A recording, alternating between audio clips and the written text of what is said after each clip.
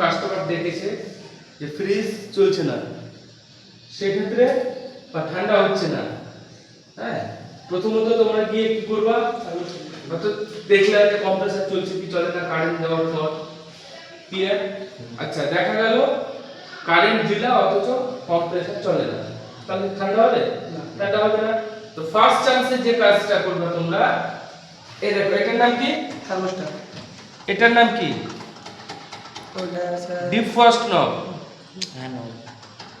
এটার নাম ডিফ্রস্ট নব।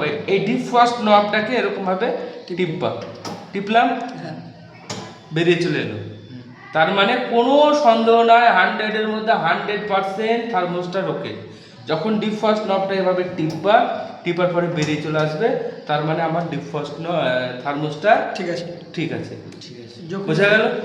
যদি দেখা যায় ডিফ্রস্ট নব এইভাবে টিপে আটকে গেল আর বেরোচ্ছে না, সেক্ষেত্রে বুঝতে হবে থার্মোস্টার খারাপ, তার জন্যই কম্প্রেসার চলে না।